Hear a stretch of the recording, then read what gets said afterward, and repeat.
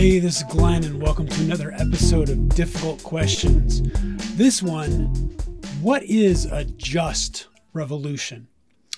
This is on the back of the January 6th hearings. It's on the back of the Roe v. Wade reversal. I actually had a friend that on Facebook posted the addresses of all of the Supreme Court justices. And I thought, well, this is a threat. Is this what we're doing?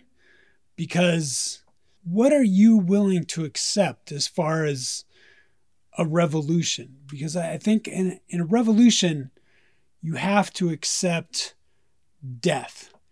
And that's one, real hard to accept, and two, real hard to justify.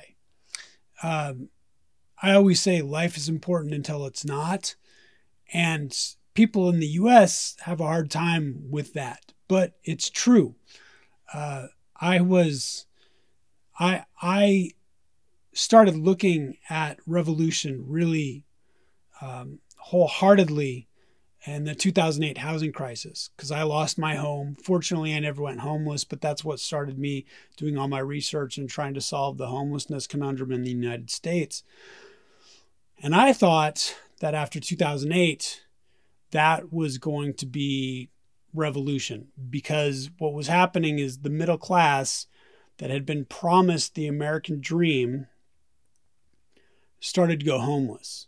And they started to realize that the American dream was false, that owning your own home, family, stability, white picket fence, that's not a real thing anymore. That everything is started to be eroded for short-term goals.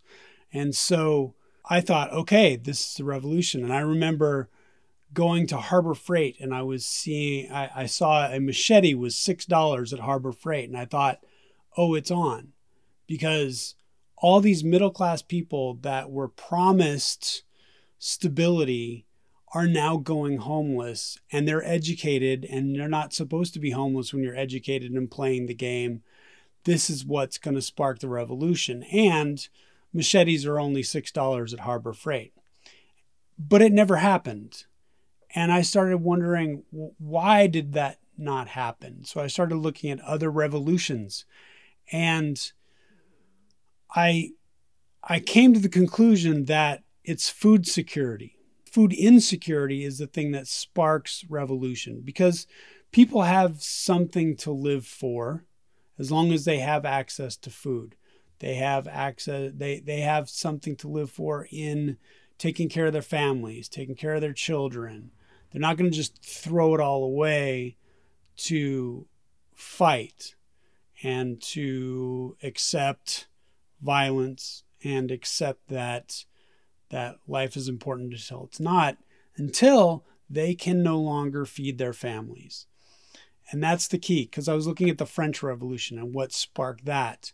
And from the best of my ability to research, it was food insecurity, that people just said, well, I have nothing else to lose. I'm starving. My family's starving. This is going to happen.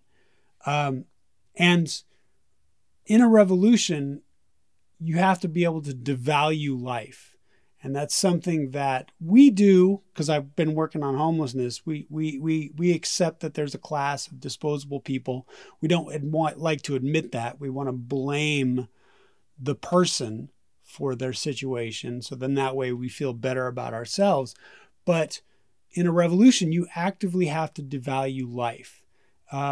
What I've noticed in another revolutions, I was looking at, let's say, in the Indian revolution of kicking the English out.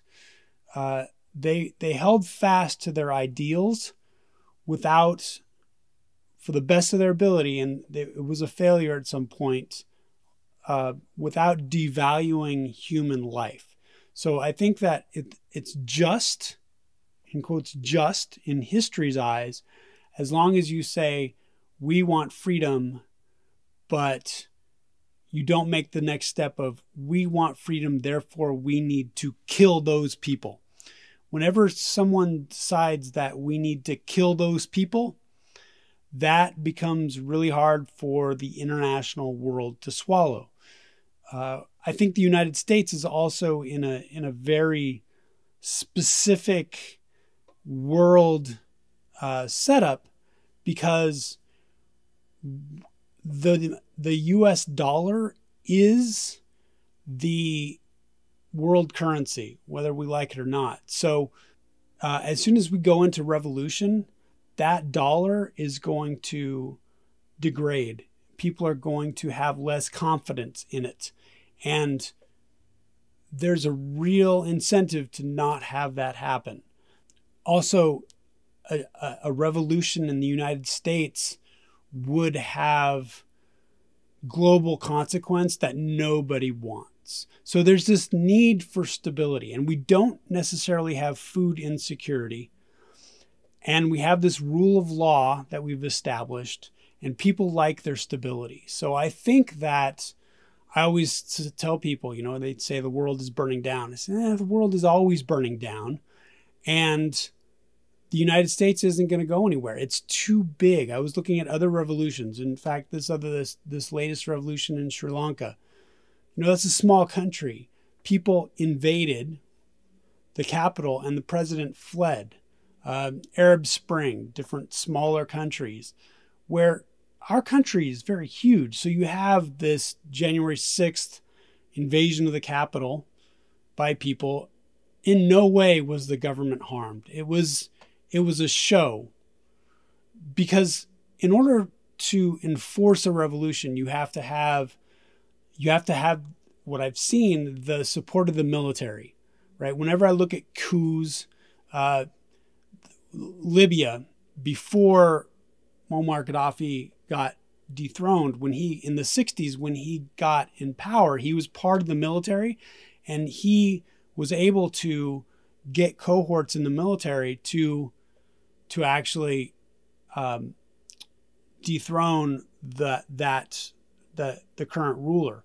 So that actually was kind of a bloodless revolution, believe it or not. Not him getting out. That was hugely bloody, but him getting in.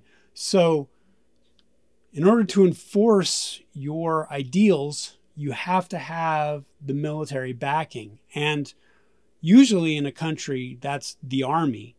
We have 4, arguably 5 branches now, with the 6 with Space Force and National Guard. But we have the Army, Navy, Air Force, Marines. Those are the big 4. And you'd have to have the chiefs of staff on board with your revolution. Otherwise, nothing's enforceable. And the other thing in the United States that we love, this is our trick. In order for us to, let's say, start revolutions in other countries, which we do, especially South America, we destabilized Afghanistan, Iraq. We work really hard to define someone as a criminal. The latest out of 2001 was the terrorist. All we have to do is make sure everyone thinks you are a terrorist, and then life is important until it's not, and your life is no longer important. I was listening to a ex-military, and he was saying that he'd worked in multiple tours in Afghanistan, and he was equating the insurgents in Afghanistan, or Al-Qaeda, as animals. And then he said they're like the equivalent of Nazis. And I thought, well, wait, because what Nazis did is they turned the Jews into animals, less than human. So I don't think that dehumanizing people is a way for a just revolution. But what that does is it allows the military to just kill people. Because if you are a terrorist, if you are a criminal, your life is no longer valuable. And this is what the United States does. We do have what I call proxy revolutions, where we have some person that makes an extreme gesture, like rioting the Capitol, or some group that makes an extreme gesture,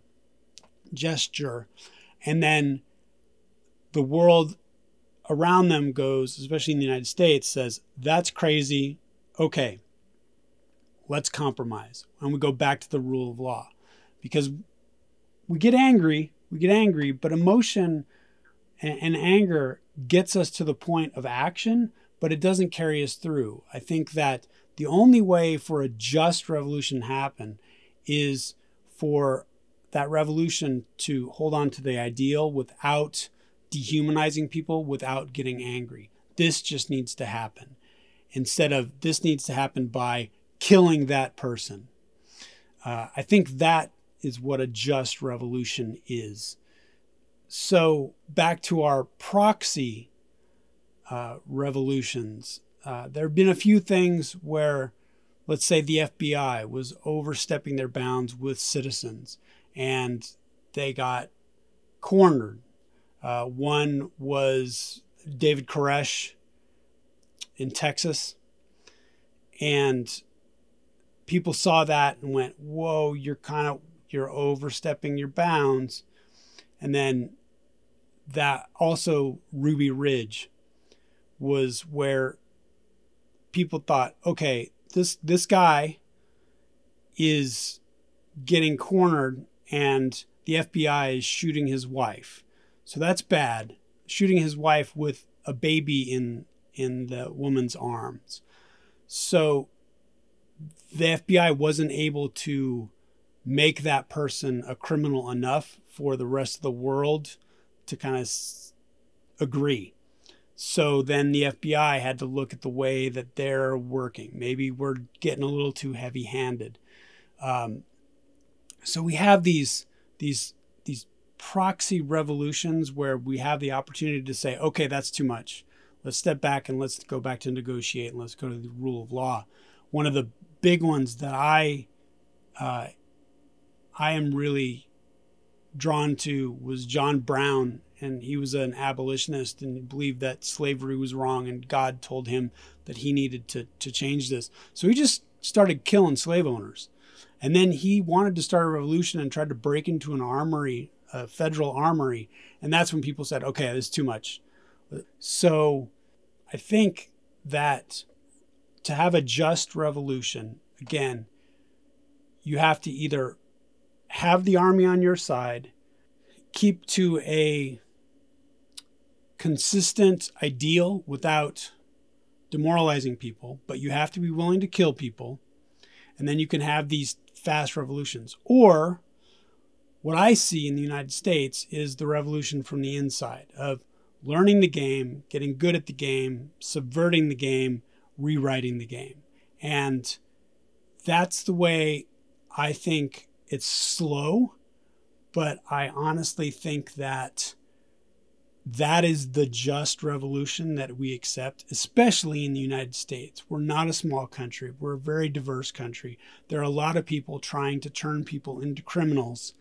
And the goal is to not be seen as a criminal, to work from the inside, to work for the change you want, and to not get angry, because it's really hard to justify anger, especially in the long term. What are your thoughts? What is a just revolution? Thanks.